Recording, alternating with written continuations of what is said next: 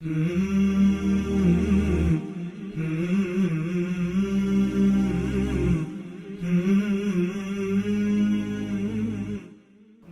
علیکم ورحمۃ اللہ وبرکاتہ۔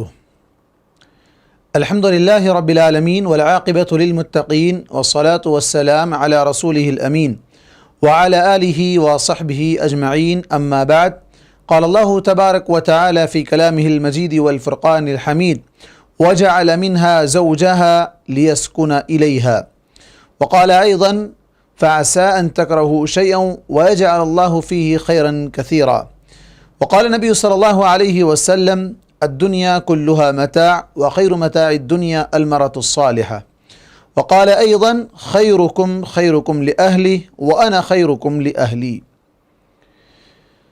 محترم ناظرین اور ناظرات، آپ دیکھ رہے ہیں شادی شدہ زندگی کو کامیاب بنانے کے راز کا یہ چھٹا programme, secret of successful married life کا یہ 6th ایپیسوڈ آج آپ کے سامنے پیش کیا جا رہا ہے۔ محترم ناظرین، جیسا کہ گزشتہ ایپیسوڈز میں اور پروگرامز میں آپ نے سنا اور دیکھا کہ شوہر کے کیا حقوق ہیں اور بیوی کے کیا حقوق ہیں، جن کو الگ الگ کر کے بیان کیا گیا، اور کوئی ایک ایپیسوڈ دیکھ کر یا ان میں سے کچھ شارٹس دیکھ کر اس وہم میں مبتلا نہ ہو جائیں یا یہ بدگمانی نہ کرنے لگ جائیں کہ اس میں صرف شوہر کی طرفداری کی جا رہی ہے یا اس میں صرف بیوی کی بات کی جا رہی ہے، شوہر کے بارے میں نہیں بتایا جا رہا ہے۔ ایسا ہرگز نہیں ہے، جبکہ اور بھی بہت سے حقوق ایسے رہ گئے ہیں جو شاید بیان نہ کیے جا سکیں وقت کی قلت کی وجہ سے، یا کسی حق کی وضاحت میں اتنا زیادہ وقت لگ گیا کہ جس کی بنا پر بعض حقوق شاید ہم سے بیان کرنے میں چھوٹ بھی گئے ہوں۔ آج کا یہ پروگرام ایپیسوڈ، جس کے اندر دونوں کو کن چیزوں کا خیال رکھنا چاہیے اور کن چیزوں سے بچنا چاہیے، اور اس میں تھرڈ پارٹی یعنی والدین، دونوں کے والدین کا کیا کردار ہونا چاہیے، اس پر انشاءاللہ آج ہماری گفتگو ہوگی۔ تو سب سے پہلی بات تو یہ ہے کہ جہاں ہم نے شوہر کے حقوق بیان کیے کہ بیوی پر شوہر کا ہی حق بنتا ہے کہ اسے سکون دے، اسے آرام دے اور اس کی طلب کو پوری کرے، اور جہاں بیوی کے بارے میں کہا گیا کہ بیوی کا حق شوہر پر یہ بنتا ہے کہ اس کے ساتھ حسن سلوک کرے اور اسے توجہ دے، اسے وقت دے، اس کے ضروریات کا خیال رکھے، اس کے کھانے اور کپڑے کا اہتمام کرے اور اس پر ضرورت سے زائد بوجھ نہ ڈالے، اس کے کاموں میں اس کی ہیلپ کرے۔ یہ ساری چیزیں اپنی جگہ پر ہیں، اور اس سے بڑھ کر یہ ہے کہ اس کے اچھے کاموں پر اس کی حوصلہ افزائی کرے، اس کی تعریف کرے، جسے اپریشیٹ کرنا کہا جاتا ہے، یعنی جس سے اس کے اندر مزید نکھار پیدا ہو، اپنی غلطیوں کو سدھارنے کا موقع اسے مل جائے اور مزید اس کی ہمت بڑھے اور وہ آگے سے مزید کاموں کو اچھے سے اچھے طریقے سے نبھانے کی کوشش کر سکے۔ بہرکیف یہ ایک مختصر سی بات تھی جس کے اندر گزشتہ تمام باتوں کا نچوڑ پیش کیا گیا۔ اب آئیے ہم آگے بڑھتے ہیں کہ دونوں کو کن چیزوں کا خیال رکھنا چاہیے۔ سب سے پہلی چیز، دونوں اللہ تبارک و تعالیٰ کے نام پر رشتے کو جوڑ چکے ہیں، جسے ہم عقد نکاح کہتے ہیں۔ عقد یہ بندھن ہے جس میں اللہ تبارک و تعالیٰ کے نام اور اس کے واسطے سے یہ دونوں جڑ چکے ہیں۔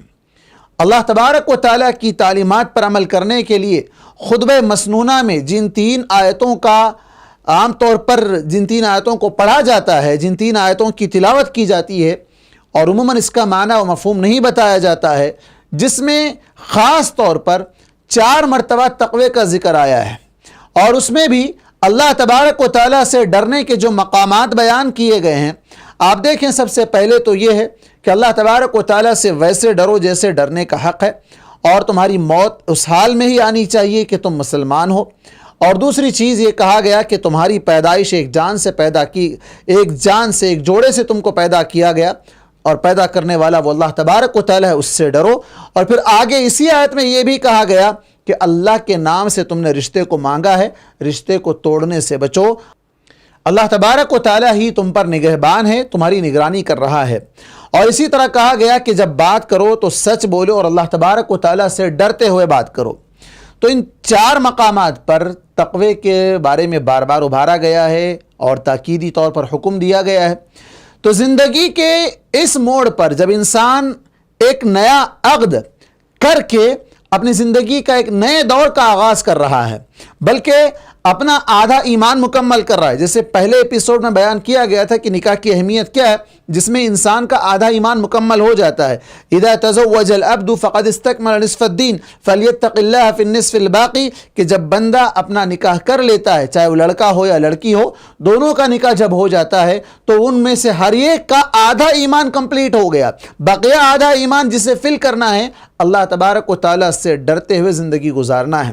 اب یہ عقد و پیمان ہونے کے بعد جب دونوں ایک بندھن میں بندھ گئے ہیں تو انہیں چاہیے کہ وفاداری کے ساتھ اس عقد و پیمان کو نبھائیں، اس لیے کہ اللہ تبارک و تعالیٰ نے کہا وَأَوْفُوا بِعَهْدِ اللَّهِ، اللہ کے عہد کو وفاداری کے ساتھ نبھاؤ۔ دونوں اس رشتے کے اندر دراڑ نہ آنے دیں، دونوں ایک دوسرے کی وفاداری کریں۔ کیوں؟ اس لیے کہ سب سے بنیادی چیز ہے وفاداری۔ اگر شوہر بیوی کی وفاداری نہیں کرے گی تو پھر شوہر کا اعتماد اس سے اٹھ جائے گا، اور اگر شوہر بیوی کی وفاداری نہیں کرے گا، اب بیوی کی وفاداری سے مراد یہ ہے کہ بیوی کے رہتے ہوئے اگر وہ اخدان ولا متخذی اخدان، جو اللہ تبارک و تعالیٰ نے سورۃ المائدہ کے اندر کہا کہ وہ خفیہ سہیلیاں رکھنے والے نہ ہو، پوشیدہ طور پر کسی کے ساتھ چکر چلانے والے نہ ہوں، تو یہاں بیوی رہتے ہوئے، جبکہ اللہ کے نبی صلی اللہ علیہ وسلم نے کیا کہا تھا کہ امام احمد کی وہ مشہور روایت کہ اگر کسی کو بازار میں کوئی عورت پسند آ جائے تو اس کو چاہیے کہ اپنے گھر آئے اور اپنی بیوی سے اپنی حاجت پوری کرے، وہاں گناہ کرنے سے بچے، یہاں آ کر ثواب کما لے، حلال کما لے۔ تو بہرکیف بیوی کے رہتے ہوئے کسی اور سے دوستی رکھنا اور اس کے ساتھ اچھی انداز سے گفتگو کرنا اور اس کے مقابلے میں بیوی کے ساتھ برا سلوک کرنا، یہ بہت ہی زیادہ بے وفائی کی بات ہے، یہ غداری کی بات ہے، خیانت ہے، اور سب سے بڑھ کر اللہ تبارک و تعالیٰ سے کیے ہوئے عہد کو توڑنے والی بات ہے۔ تو نہ شوہر کو اجازت ہے اس بات کی۔ بعض لوگ کیا کہتے ہیں کہ صرف بیوی ہی قید ہے، بیوی جو ہے نا یہ نہیں کر سکتی، وہ نہیں کر سکتی، لیکن شوہر سب کچھ کر سکتا ہے۔ ایسا نہیں ہے، اسے بھی اللہ تبارک و تعالیٰ سے ڈرنا چاہیے۔ اللہ تبارک و تعالیٰ نے دونوں کے حقوق بیان کیے، دونوں کے احکامات بیان کیے، دونوں کو اپنی نگاہوں کو نیچے رکھنے کا حکم دیا، دونوں کو اپنی شرمگاہوں کی حفاظت کرنے کا حکم دیا ہے۔ ہرگز یہ مطلب نہیں ہے کہ صرف عورت ہی قید رہے گی اور یہ صاحب آزاد رہیں گے، جہاں چاہے منہ مارتے پھریں گے۔ اسلام اس کی اجازت نہیں دیتا ہے، اسلام ہرگز اس کی اجازت نہیں دیتا ہے۔ ہاں، جو اللہ تبارک و تعالیٰ نے کہا فَانْكِحُوا مَا طَابَ لَكُم مِّنَ النِّسَاءِ مَثْنَىٰ وَثُلَاثَ وَرُبَاعَ، 2، 3 اور 4 کا جو حکم دیا اللہ تبارک و تعالیٰ نے، کب ہے یہ؟ جب انسان اپنی زائد ضرورت، یعنی ایک بیوی سے اس کی ضرورت پوری نہیں ہو پا رہی ہے اور اس کے پاس اتنی دولت ہے کہ وہ ایک سے زائد بیویوں کو سنبھال سکتا ہے، اس کا خرچ اٹھا سکتا ہے، اس لیے کہ بیوی کو کھلانا بھی اس کی ذمہ داری ہے، اس کو پہنانا بھی اس کی ذمہ داری ہے، وہ خرچ اٹھا سکتا ہے۔ صرف قرض اٹھانا ہی نہیں ہے بلکہ اس سے آگے بڑھ کر کیا کہا گیا؟ فَإِنْ خِفْتُمْ أَلَّا تَعْدِلُوا فَوَاحِدَةً، اگر تمہیں ڈر ہے کہ تم ان کے درمیان انصاف نہیں کر سکتے تو پھر ایک ہی پر اکتفا کرنا۔ تو یہ اگر انصاف کرنے کی اس کے پاس صلاحیت ہے اور اس کے پاس اللہ تبارک و تعالیٰ نے معاشی اعتبار سے اس کو مستحکم بنایا ہے تو پھر وہ انسان ایک سے زائد 4 تک کی جو اجازت دی گئی ہے وہ نکاح کر کے نکاح کے ذریعے سے حلال طریقے سے زندگی گزارے گا۔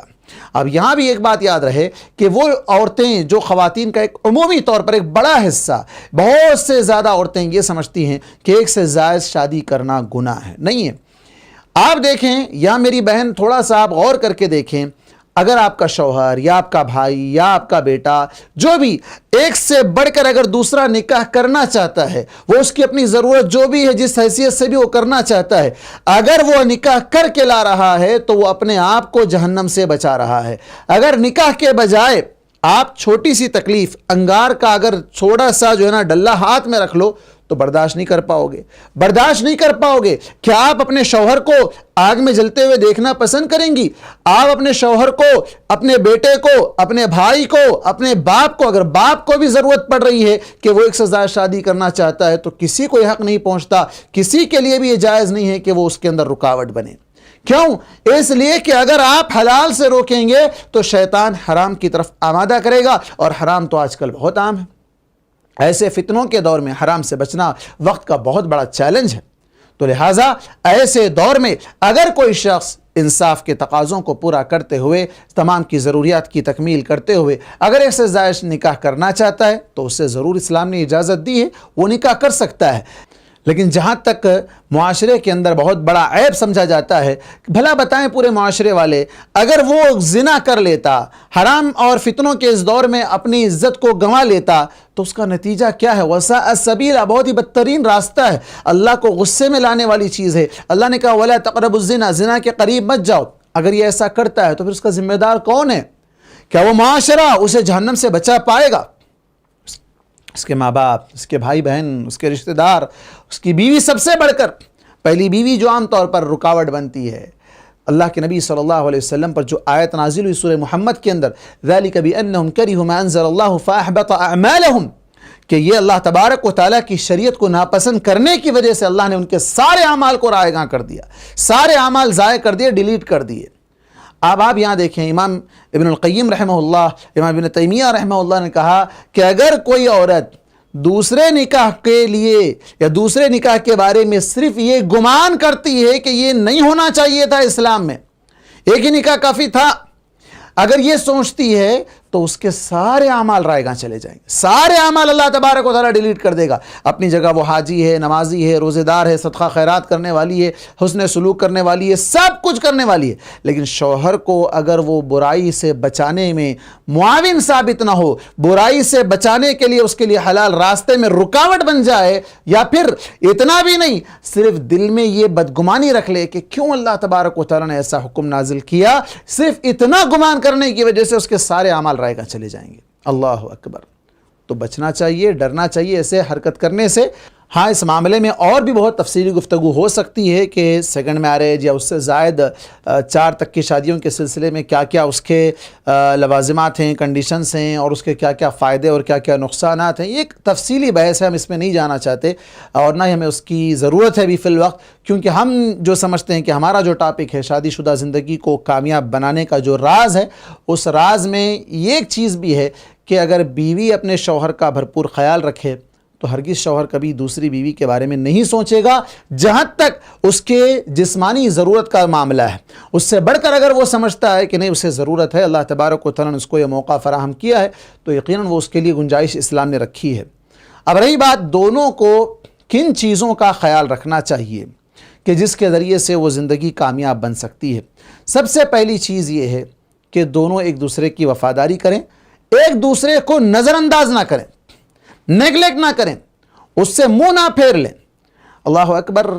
اسلام نے تو یہ کہا کہ 3 دن سے زائد بات نہ کرنے پر اسے اللہ تبارک و تعالیٰ ناراض ہو جاتا ہے، اس کے اعمال اللہ تبارک و تعالیٰ کے پاس نہیں پہنچتے ہیں۔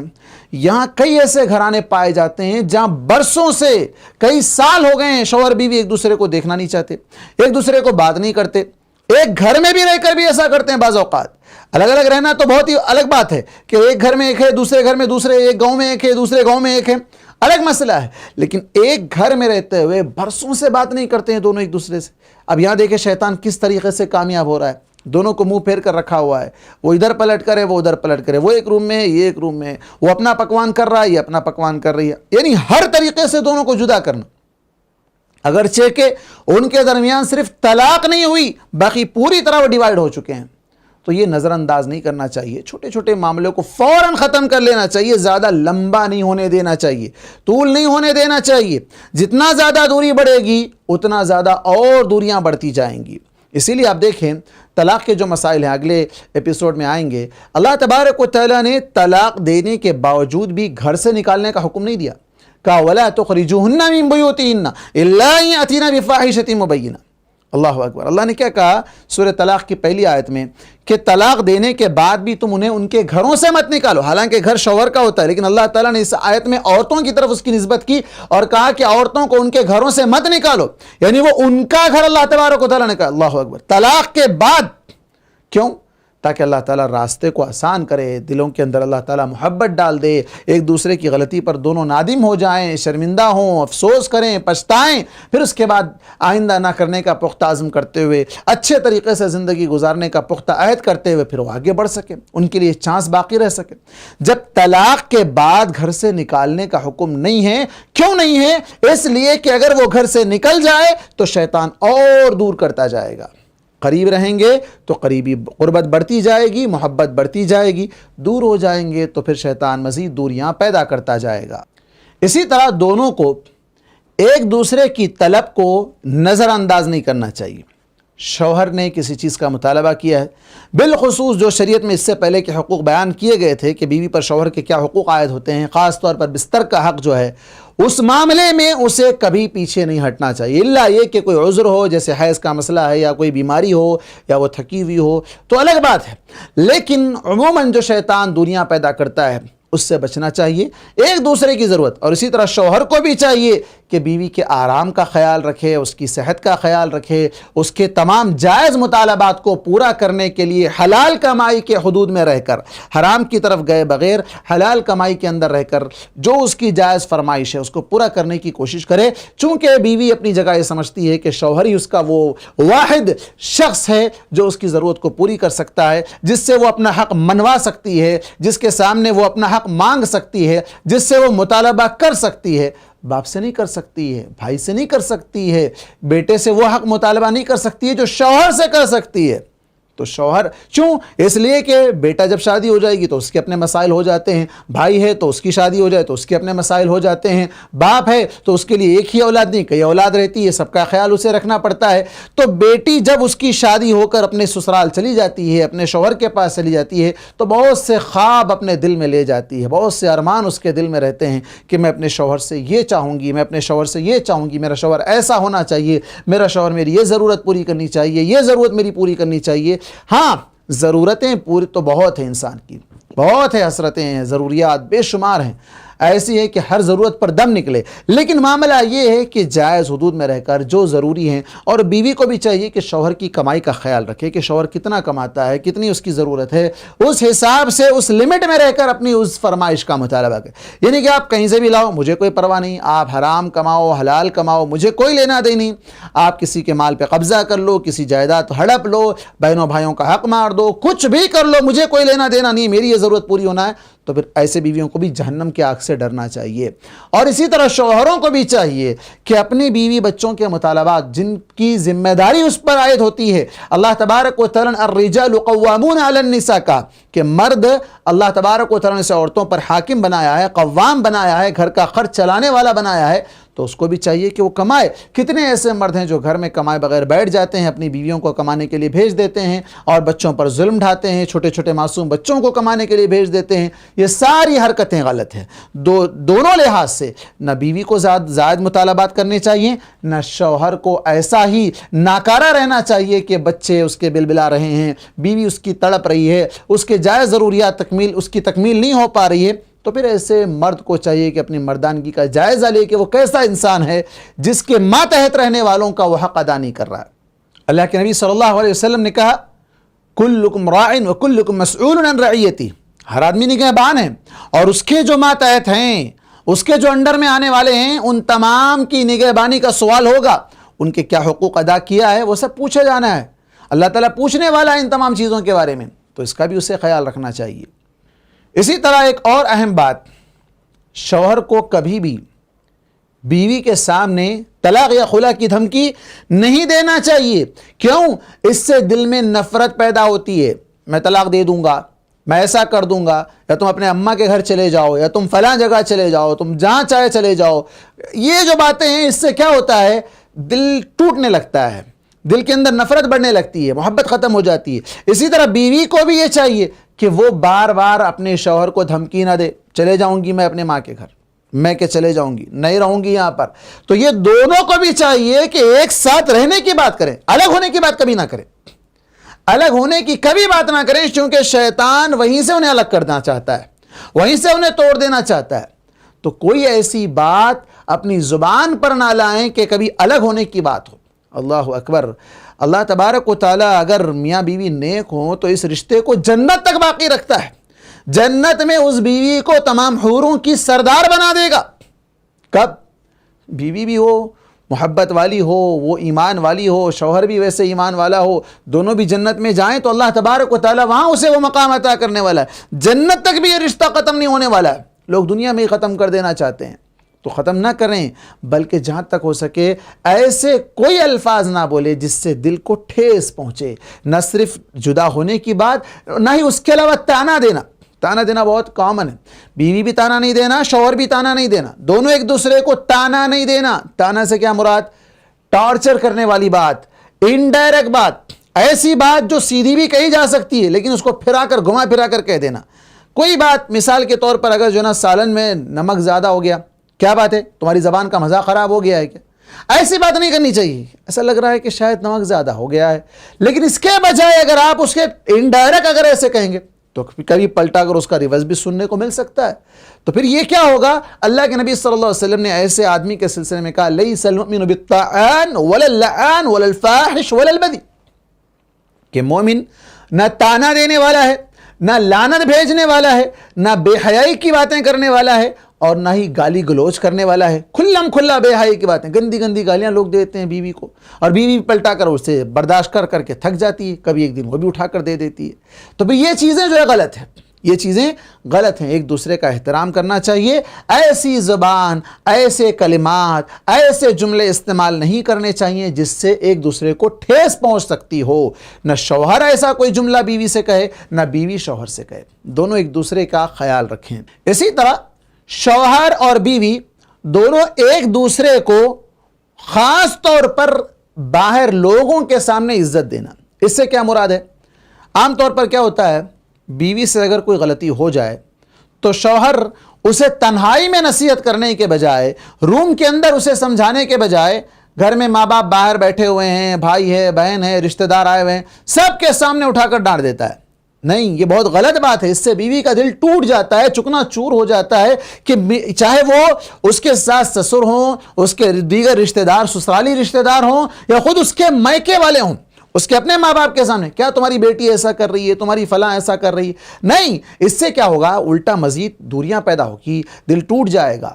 ہاں، اگر غلطی کی ہے تو اس کو چاہیے کہ اپنے بیوی کو تنہائی میں سمجھائے، اس کی غلطی کی اصلاح کرے، لیکن لوگوں کے سامنے اسے ذلیل نہ کرے.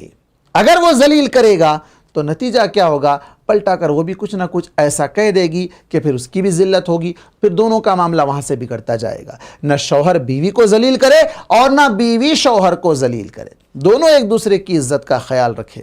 اور اسی طرح شوہر بیوی کو وقت دے، بیوی شوہر کو وقت دے. آج کے اس دور میں جو موبائل فون کا دور ہے، سوشل میڈیا کا دور ہے، جہاں انسان ساتھ میں رہتے ہوئے بھی آن لائن رہتا ہے، آف لائن رشتے کی اہمیت اس کے پاس ختم ہو چکی ہے.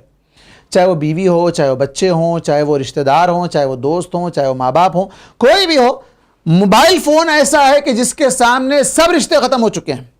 نہیں، بالخصوص جن کے حقوق ان پر عائد ہوتے ہیں، چاہے وہ ماں باپ ہوں، چاہے اولاد ہو، چاہے شوہر ہو، چاہے بیوی ہو، جو اس کے سامنے ہیں، ساتھ رہتے ہیں، ان کے ساتھ رہتے وقت جہاں تک ہو سکے موبائل کا استعمال کم کرے، ڈائریکٹ گفتگو کرے، ڈائریکٹ بات چیت کرے، وقت دے، سنیں. شوہر ہے تو بیوی کی سنیں، اس کی باتیں سنیں، اس سے بات چیت کرے. بیوی کس سے بات کرے گی؟ کس سے بات کرے گی بیوی؟ عام طور پر بیویوں کی یہی شکایت رہتی ہے کہ بھئی شوہر وقت نہیں دیتا. گھنٹوں ہوٹلوں میں بیٹھے گا، دوستوں سے گپ شپ کرے گا، واٹس ایپ پر، فیس بک پر، مختلف سوشل میڈیا ایپس پر چیٹنگ میں گھنٹوں اپنا وقت ضائع کرے گا، لیکن بیوی سے وہ اتنا لمبا وقت بات نہیں کرتا ہے. بعض لوگ تو ایسے کہتے بھی ہیں کہ بیوی سے بہت کم بات ہوتی ہے، اس کے مقابلے میں دوسروں سے زیادہ بات کرتے ہیں. نہیں، بلکہ ہونا یہ چاہیے کہ آپ بیوی کو زیادہ بات کریں، اس کے دل کی تکلیف کو دور کریں، اس کے دل کی جو بھڑاس ہے وہ آپ کے سامنے نکالے، آپ اپنے دل کا جو بھی دکھڑا ہے اس کے سامنے رکھیں. دونوں ایک دوسرے کے اچھے برے جو بھی باتیں ہیں ایک دوسرے کو سنائیں، ایک دوسرے کی ڈھارس، ایک دوسرے کی ہمت بنے.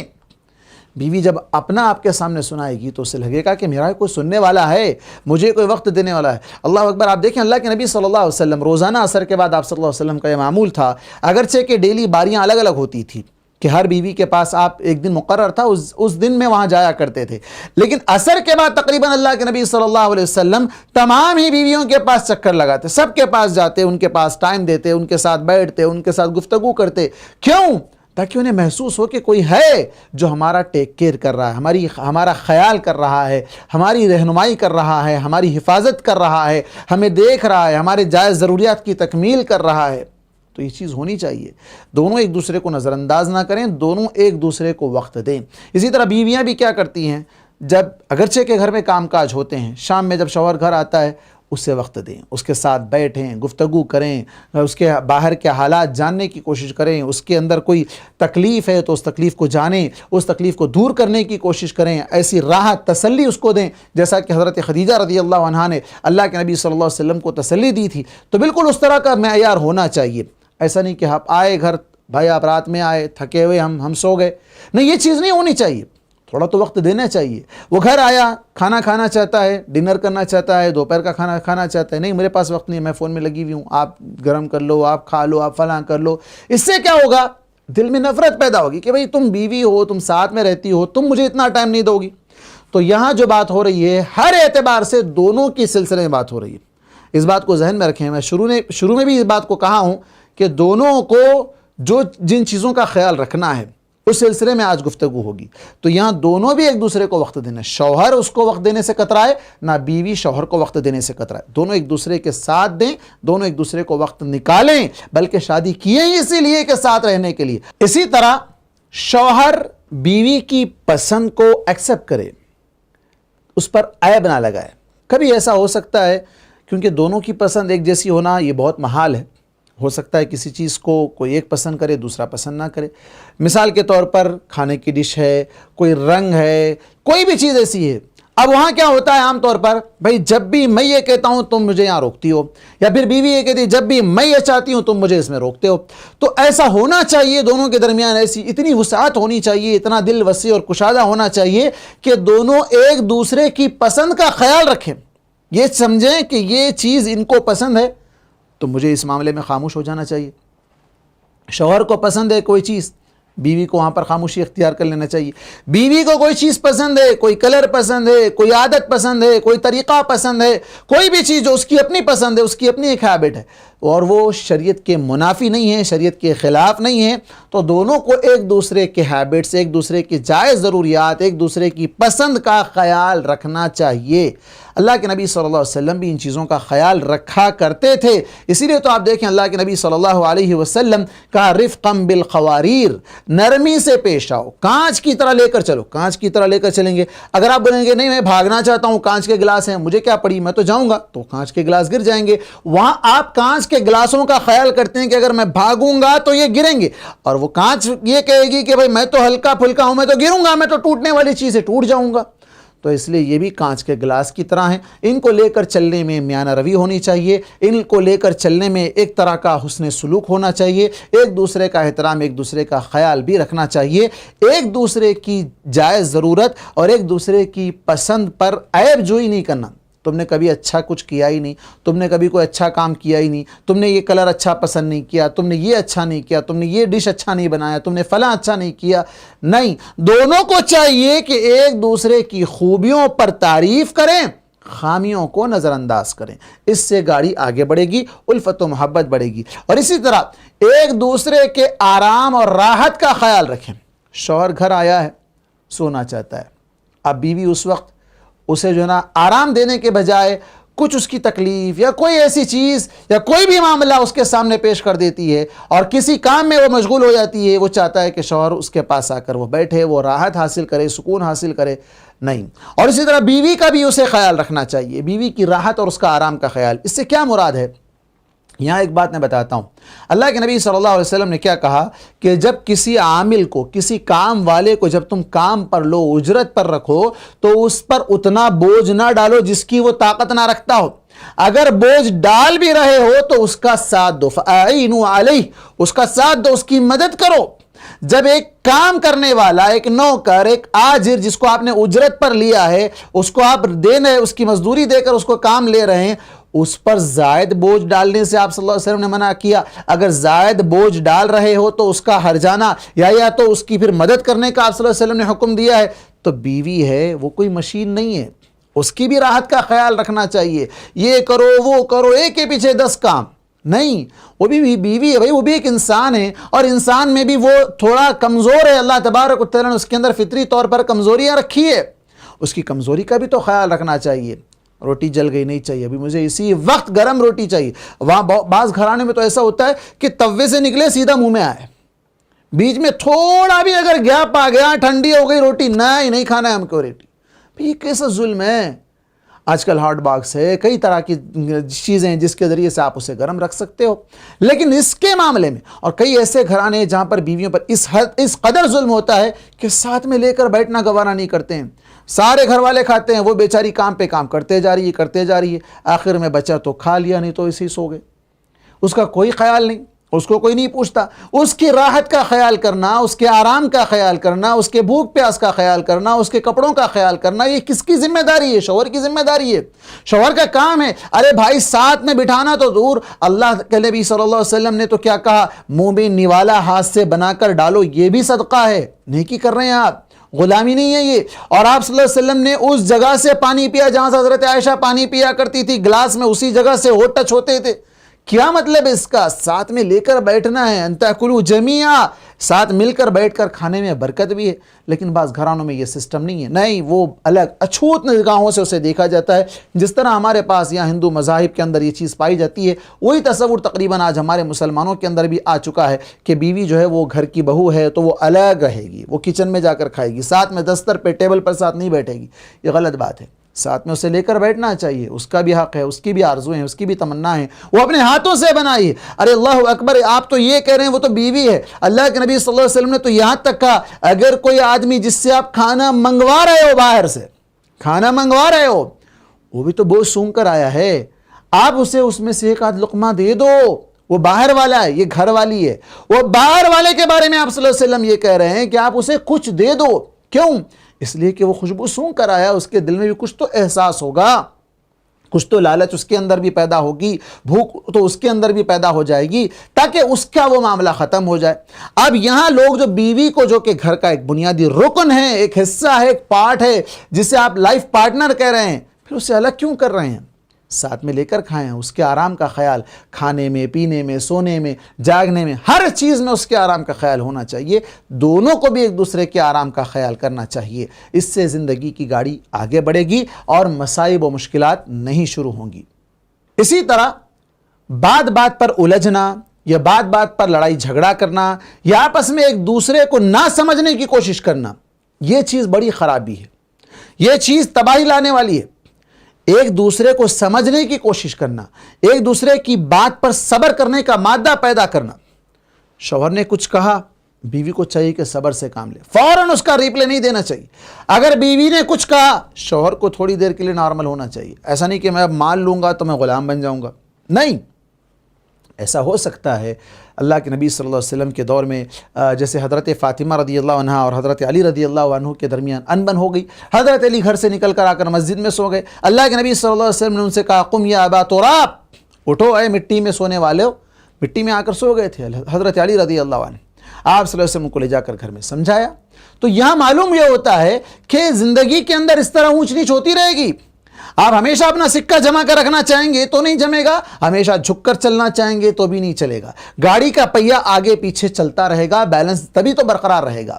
دونوں کی بات میں کبھی آگے پیچھے اونچ نیچ ہو سکتی ہے, تو ایک دوسرے کی بات پر صبر کرنے کا مادہ بھی رکھنا, ایک دوسرے کی بات کو سمجھنے کا مادہ بھی رکھنا. بلکہ یہاں ایک اور بات میں یہ کہوں گا کہ شوہر کو بیوی سے بعض معاملات میں مشورہ بھی لینا چاہیے.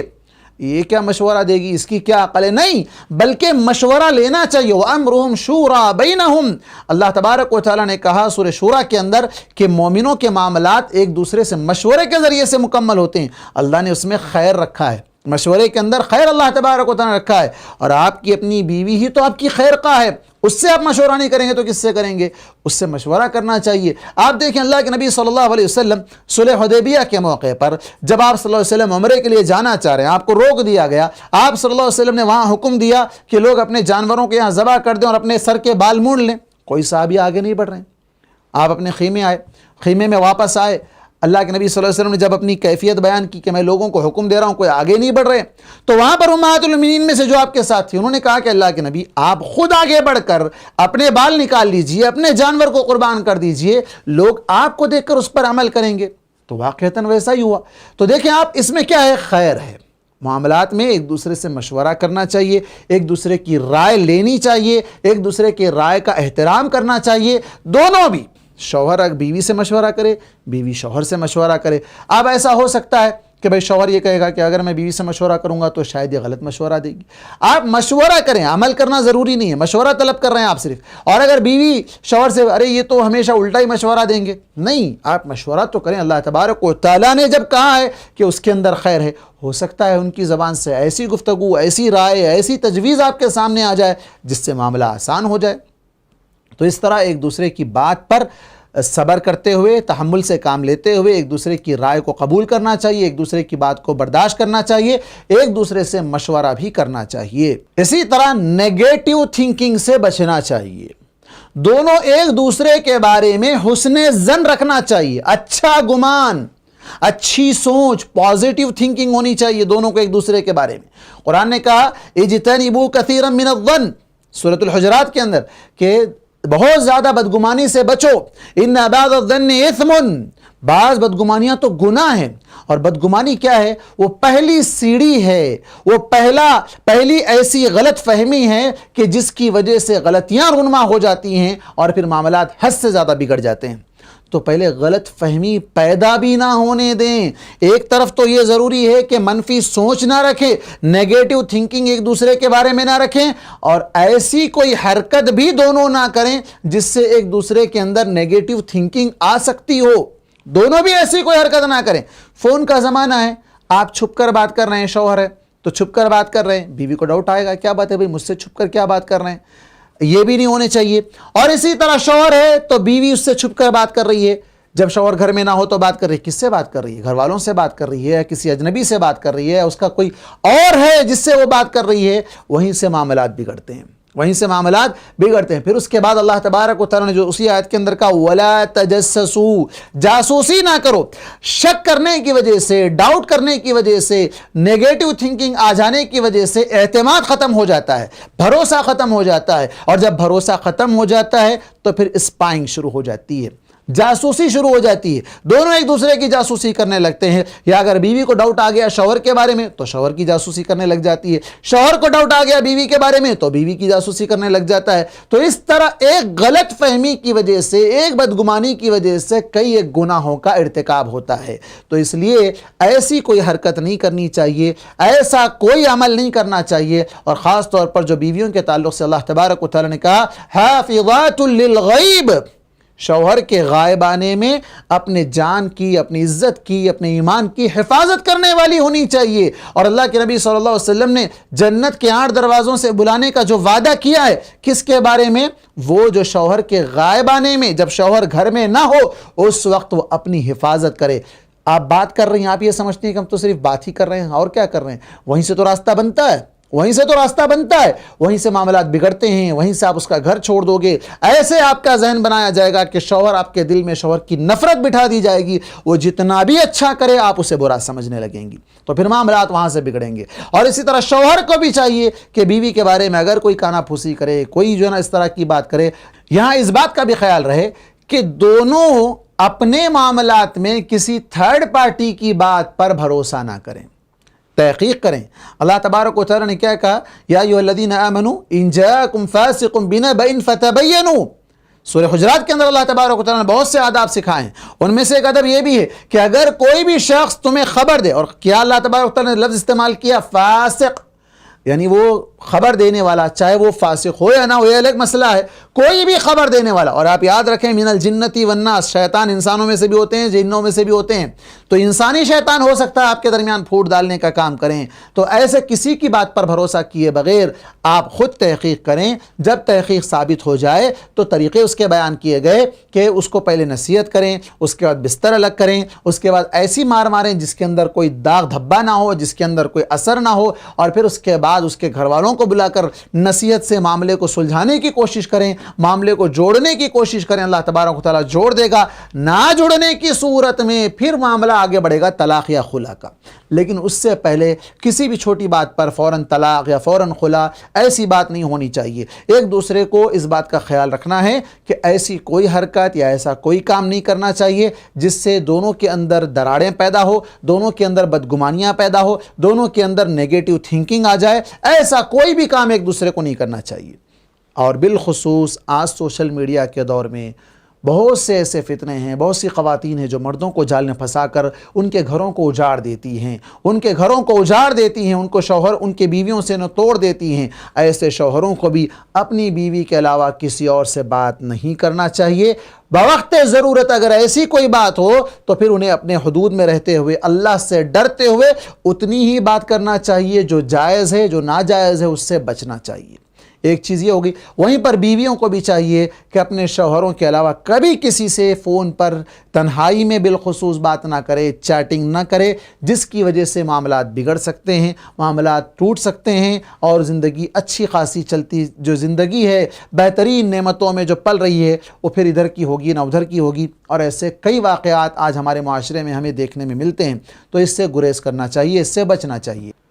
اور اسی طرح تیسرا جو مسئلہ ہے, تھرڈ پارٹی, جس کے بارے میں ہم نے کہا تھا کہ وہ والدین ہو سکتے ہیں یا بھائی بہن ہو سکتے ہیں یا کوئی اور رشتہ دار ہو سکتے ہیں, جو ان دونوں کی زندگی میں رکاوٹ بن سکتے ہیں. تو یہاں ہر ایک کو اپنا حق, اپنے مراتب جاننے چاہیے کہ کس کا کیا مرتبہ ہے. یقیناً ماں باپ کا بہت بلند مرتبہ ہے, بہت اونچا مقام ہے. پورے حقوق العباد میں سب سے پہلا حق ماں باپ کا ہے, اور اس میں بھی زیادہ حق ماں کا ہے. لیکن اس کا یہ مطلب نہیں ہے کہ ماں باپ کے حقوق کی ادائیگی میں انسان بیوی کے حقوق کو تلف کر دے. بیوی کا حق اپنی جگہ ہے, ماں باپ کا حق اپنی جگہ ہے. ماں باپ کے حقوق کی ادائیگی میں بھی کمی نہیں آنی چاہیے, بیوی کے حقوق کی ادائیگی میں بھی کمی نہیں آنی چاہیے. دونوں کے حقوق کا خیال رکھتے ہوئے انسان کو بالکل میانہ روی کے ساتھ درمیان سے معاملات کو سلجھانے کی کوشش کرنی چاہیے. عام طور پر یہ ہوتا ہے کہ کسی گھر میں اگر کوئی شخص شادی کر لائے تو وہاں اس بہو کو بیٹی جیسا سمان نہیں دیا جاتا, بیٹی جیسا اس کے ساتھ سلوک نہیں کیا جاتا, بلکہ بہو تو بہو سے نوکرانی یا غیر کے جیسا اس کے ساتھ سلوک کیا جاتا ہے. جب بھی یہ معاملات شروع ہوتے ہیں وہیں سے معاملات بگڑ جاتے ہیں. جب آپ کسی کی بیٹی کو اپنے گھر میں لائے ہیں تو وہ بھی کسی انسان کی بیٹی ہے, ماں باپ ہے اس کے بھی کوئی رشتہ دار ہیں, اس کا بھی کوئی خاندان ہے, وہ بھی عزت رکھتی ہے, جان ہے, روح ہے اس کے اندر دل ہے, اس کے اندر بہت سی چیزیں, ارمان ہے اس کے اندر. اس کا خیال رکھنا اس کے بچے کے ماں باپ کا فرض بنتا ہے. جب آپ نے اپنے بیٹے کے گھر کی ملکہ بنا کر اس کو لایا ہے, آپ نے اپنے بیٹے کا ایمان مکمل کرنے کے لیے اس سے نکاح کیا ہے, اور وہ آپ کی نسل جو آپ کے پوتا پوتی آنے والے ہیں ان کی وہ ماں ہیں, اس کا ایک مقام ہے, تو اس کے ساتھ بے عزتی, برا سلوک, جھڑکیاں, گالی گلوچ, اسے نیگلیکٹ کرنا, اسے نظر انداز کرنا, اسے اہمیت نہ دینا, اسے برا بھلا کہنا, یہاں تک کہ اسے مارنا, اسے گالی گلوچ کرنا, یہ سارے کام میاں بیوی کی زندگی میں رکاوٹ ڈالنے والے ہیں. ہاں, اسلام نے یہ کہا کہ من لم یرحم صغیرنا فلیس منا, اور من لم یوقر کبیرنا, جو بڑوں کا احترام نہیں کرے وہ ہم میں سے نہیں, جو چھوٹوں پر شفقت نہیں کرے وہ ہم میں سے نہیں. اب یہاں بہو ہے تو بہو سے بڑے اس کے ساس سسر ہیں. یہ جو شوہر آج اس کی شکل میں, شوہر کی شکل میں ایک بہترین نعمت اللہ تبارک و تعالیٰ نے اسے دیا ہے, وہ جسے مجازی خدا لوگ کہتے ہیں, یعنی جس کے بارے میں یہ کہا گیا کہ اللہ کے نبی صلی اللہ علیہ وسلم نے جیسے کہا کہ اسے سجدہ کرنا جائز ہو سکتا تھا لیکن اللہ کے نبی صلی اللہ علیہ وسلم نے اجازت نہیں دی. تو اتنا بڑا اونچا مقام جو اللہ تبارک و تعالیٰ نے اس شوہر کو دیا, وہ شوہر کے ماں باپ کا مقام بھی اس سے اونچا ہے. کیوں؟ اس کے ماں باپ ہیں, وہ اس ماں باپ کے ذریعے سے ہی وہ اس دنیا میں آیا ہے, اور اس دنیا میں آنے کے بعد اس کے ماں باپ نے بڑی تکلیفیں اٹھا کر, بڑی تکلیفیں جھیل کر اسے پال پوس کر بڑا کیا, اس کی پرورش کی, اس کی تعلیم و تربیت کا خیال رکھا, اسے اس قابل بنایا کہ وہ آپ کو لے کر چلنے کے قابل بنے. اور آپ جیسے ہی شادی ہو کر آئے, آپ نے شوہر کو الگ کر دیا اور ماں باپ کو الگ کر دیا, ماں باپ کے ساتھ رہنا گوارا نہیں. یہ بھی نہیں ہونا چاہیے. ہاں, اسلام نے کہیں بھی ساس سسر کی خدمت کا حکم نہیں دیا, لیکن بڑوں کا احترام کرنے کا ضرور حکم دیا ہے. وہ جہاں شوہر کی خدمت میں آپ کے لیے جنت ہے، وہیں شوہر کے لیے اس کے ماں باپ کی خدمت میں اس کی جنت ہے، اس کی جنت ہے ماں باپ کی خدمت میں۔ تو آپ اگر اپنے ماں باپ کی خدمت نہیں کر پا رہی ہیں، آپ شوہر کے گھر آئی ہوئی ہیں، تو شوہر کے ماں باپ کو اگر آپ اپنے ماں باپ سمجھ کر وہ سمان دیں گی، وہ احترام کریں گی، وہ عزت دیں گی، تو وہ بھی آپ کو ویسا ہی عزت دیں گے، ویسا ہی احترام کریں گے، وہ بھی آپ کو بیٹی جیسا سمجھیں گے۔ سمجھ پیدا کرنے کی ضرورت ہے، یہ سوچ لانے کی ضرورت ہے، یہ تبدیلی لانے کی ضرورت ہے کہ معاشرے کے اندر سے یہ جو گیپ آ رہا ہے، یہ جو خلا آ رہا ہے دونوں کے درمیان، اس خلا کو پر کرنے کی ضرورت ہے کہ جہاں بیوی کے لیے ضروری ہے کہ وہ شوہر کی خدمت کرے، وہیں شوہر کے لیے ضروری ہے کہ وہ ماں باپ کی خدمت کرے۔ شوہر چونکہ کمانا دھمانا باہر کی زندگی اس کے ساتھ لگی رہتی ہے، جس وجہ سے وہ گھر پر زیادہ وقت نہیں دے سکتا ہے یا ماں باپ کی خدمت نہیں کر سکتا ہے، اگرچہ کہ خدمت کرنا اس کی ذمہ داری بنتی ہے، وہی کرے گا، لیکن اگر بیوی اس کا ساتھ دے دے، اس کا تعاون کر دے، بھائی ذمہ داری تو آپ کی ہے، آپ کے ماں باپ ہیں، لیکن چونکہ آپ میرے سرتاج ہیں، آپ کی خدمت میری ذمہ داری ہے، میں آپ کے ماں باپ کی خدمت کر دوں، تو شوہر کے دل میں مزید الفت و محبت پیدا ہوگی۔ شوہر چاہے گا، ارے بھائی میرے ماں باپ کی یہ اتنی عزت کرتی ہے، ان کا اتنا خیال رکھتی ہے، ان کے دکھ درد کا، ان کی تکلیفوں کا، ان کی بیماری کا، ان کے کھانے پینے کا، ان کے وقت کا، ہر چیز کا خیال اگر کرنے لگ جائے تو شوہر کے دل میں یقیناً بہت محبت پیدا ہو جائے گی۔ تو دونوں کو بھی چاہیے کہ ایک دوسرے کے ماں باپ، ہاں یہاں ایک بات یہ بھی ہے کہ اگر شوہر بیوی کے ماں باپ کے ساتھ حسن سلوک کرتا ہے تو بیوی کا غلام نہیں بن جاتا، وہ بیوی کا غلام نہیں بن جاتا۔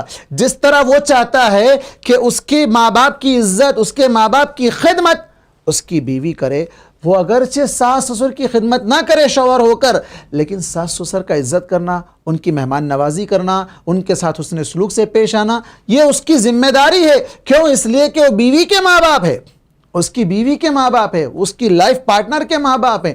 وہ جو لائف پارٹنر آپ کی بنی ہے، وہ بھی تو اپنے ماں باپ کو چھوڑ کر آپ کے پاس آئی ہوئی ہے، اس کے بھی تو ماں باپ، اب کچھ ارمان، کچھ احساسات، کچھ جذبات ان کے اندر بھی تو ہوتے ہیں۔ آپ جو ہے نہیں ان کے ساتھ کوئی سلوک نہیں کرنا چاہتے، آپ ان کی مہمان نوازی کرنا نہیں چاہتے۔ کتنے ایسے گھرانے ہیں جہاں لوگ اپنی بیٹی کے گھر جانے سے کتراتے ہیں، ڈرتے ہیں، پتہ نہیں داماد کیا کہہ دیں گے، داماد برا مان جائیں گے۔ نہیں، ایسا نہیں ہونا چاہیے۔ الفت و محبتیں بڑھے گی، ملنے رشتوں کو قائم رکھنے کے لیے ضروری ہے کہ ایک دوسرے کا خیال رکھیں۔ اللہ کے نبی صلی اللہ علیہ وسلم کے پاس کیا حضرت ابوبکر نہیں آیا کرتے تھے؟ حضرت عمر رضی اللہ عنہ کیا اپنی بیٹی کے پاس ملنے کے لیے نہیں آیا کرتے تھے؟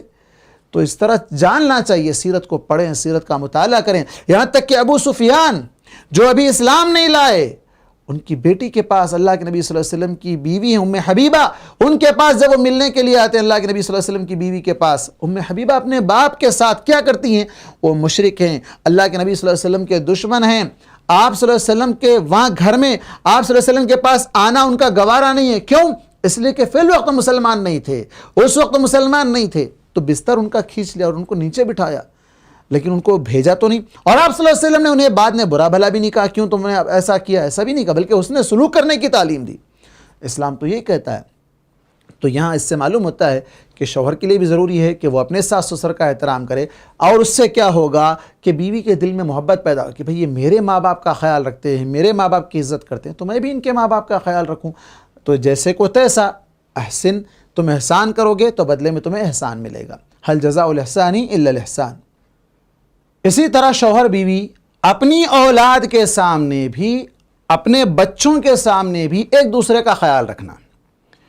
بچوں کے سامنے اگر بیوی کو جھڑکی دی جائے، بیوی کو برا بھلا کہا جائے، تو ایک تو بچوں کے دلوں میں نفرت پیدا ہوگی کہ ہمارا باپ ایسا ہے، دوسرا بیوی کے دل میں کہ بھائی میں اتنا سب کچھ کرنے کے باوجود یہ میرے بچوں کے سامنے میری عزت نہیں رکھتی۔ وہ بچوں کی ماں ہے، حسن سلوک کی سب سے زیادہ حقدار ہے، تو اس کے ساتھ آپ بھی حسن سلوک کریں گے تو بچوں کے اندر بھی وہ جذبہ پیدا ہوگا کہ ہمارے باپ، ہمارے والد، ہمارے ماں کا جو نا احترام کرتے ہیں، وہ بھی احترام کریں گے۔ ورنہ کیا ہوگا؟ بچے بھی وہی سیکھیں گے جو آپ کریں گے۔ بلکہ کئی ایسے گھرانے جہاں پر لوگ اپنے بچوں کے ذریعے سے ان کی ماؤں کی اختلفی کرواتے ہیں، اپنی ماؤں کو برا بھلا کہلوانے لگاتے ہیں، مارنے لگواتے ہیں، لڑائی جھگڑے ہوتے ہیں۔ یہ سب غلط کام ہے، ان سے بچنا چاہیے۔ بچوں کے سامنے رسپیکٹ کرنی چاہیے، عزت دینی چاہیے۔ اسی طرح میاں بیوی کو ایک دوسرے کے لیے بننا سنورنا چاہیے۔ اس پر اس سلسلے میں بات ہو چکی ہے، لیکن چونکہ دونوں کے حقوق بیان کیے جا رہے ہیں ایک ساتھ، تو شوہر کو بھی تیار ہونا چاہیے، بیوی کو بھی ایک دوسرے کے لیے تیار ہونا چاہیے۔ اور جہاں تک آپ دیکھیں اللہ کے نبی صلی اللہ علیہ وسلم ساتھ میں غسل کیا کرتے تھے، تو ایسے اگر مواقع فراہم ہوں، میسر ہوں، تو ایک دوسرے کے ساتھ غسل کرنا چاہیے۔ بلکہ اللہ کے نبی صلی اللہ علیہ وسلم نے تو یہاں تک کہا تھا امہات المؤمنین سے کہ اگر تمہارا انتقال ہو جائے تو میں غسل دوں گا، اگر میرا انتقال ہو جائے تو تم غسل دینا۔ لیکن بعض لوگ یہاں پر اللہ کے نبی صلی اللہ علیہ وسلم کی تعلیمات سے ناواقفیت کی بنیاد پر یہ کہتے ہیں کہ جیسے ہی بیوی کا انتقال ہو گیا اب شوہر اس سے پردہ کرے گا۔ ایسا نہیں ہے، بلکہ آپ دیکھیں ایک ہی بات میں یہاں پر کہوں گا کہ اللہ تبارک و تعالیٰ نے اس پر اگر شوہر کا انتقال ہو جائے تو بیوی 4 مہینے 10 دن تک عدت گزارے گی، سوگ منائے گی۔ کیوں؟ اس لیے کہ وہ شوہر کی بیوی ہے، اس وجہ سے۔ وہیں اللہ تبارک و تعالیٰ نے ایک دوسرے کے لیے وراثت میں حصہ رکھا ہے، اگر شوہر مر جائے تو شوہر کے مال سے بیوی کو حصہ ملے گا، اس لیے کہ وہ اس کی بیوی تھی اور بیوی ہے۔ یہاں رشتہ ختم نہیں ہوا، بلکہ اگر وہ ایمان پر مرے ہیں، اللہ تبارک و تعالیٰ نے ان کے حق میں جنت رکھی ہے، تو جنت میں بھی وہ رشتہ برقرار رہے گا، جنت میں بھی وہ رشتہ برقرار رہے گا۔ کیسے رشتہ ختم ہو جائے گا؟ جو لوگ کہتے ہیں کہ رشتہ ختم ہو گیا، پردہ کرنا ہے، نہیں دیکھنا ہے، فلاں نہیں کرنا، ساتھ میں رہے، زندگی گزارے، سب کچھ ہونے کے بعد اگر اس طرح کریں گے تو یہ ساری باتیں بے بنیاد ہے۔ اسلام میں اس کی کوئی گنجائش نہیں ہے۔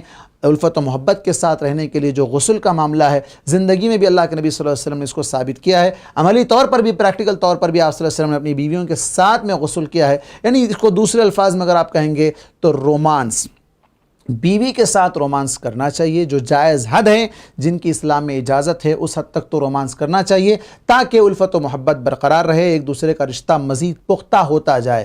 کیونکہ یہ دونوں نکاح کیے ہیں اسی وجہ سے تاکہ ایک دوسرے کے ساتھ آزادی کے ساتھ رہیں، ان کے درمیان کوئی چیز رکاوٹ نہ ہو، کوئی چیز حائل نہ ہو، وہ ایک دوسرے کے جذبات، ایک دوسرے کے احساسات، ایک دوسرے کے جو بھی ان کا تعلق ہے ایک دوسرے کے ساتھ، اس کو بڑی آزادی کے ساتھ نبھائیں۔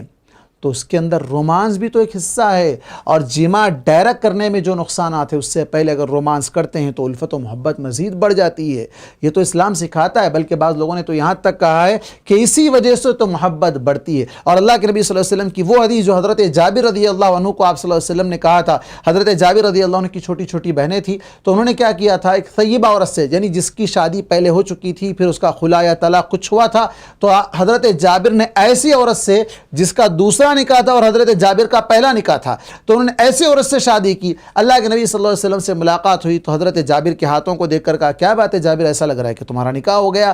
کہا ہاں اللہ کے نبی میرا نکاح ہو گیا۔ آپ صلی اللہ علیہ وسلم نے ان سے کہا، اولیم ولو بشات، ولیمہ کرو، ایک بکری کیوں نہ ولیمہ کرو، اور ساتھ ہی یہ بھی پوچھا کس سے نکاح کیا ہو، کیا سیبہ سے کیے ہو یا باکرہ سے کیے ہو؟ تو کہا اللہ کے نبی سیبہ سے کیا ہوں۔ آپ صلی اللہ علیہ وسلم نے سے کہا، اگر تم باکرہ سے کرتے تو وہ تم سے کھیلتی، تم اس سے کھیلتے، وہ تم سے کھیلتی اور تم اس سے کھیلتے۔ مداعبت، جس سے رومانس آج کہا جا رہا ہے، ایک دوسرے سے کھیلنا، ایک دوسرے کے ساتھ تفریح کرنا، ایک دوسرے کو لطف اندوز، ایک دوسرے کو فائدہ پہنچانا، ایک دوسرے کو سکون پہنچانا، لتسکنوا الیہا، یہ سارے کام میاں بیوی کی ذمہ داری ہے۔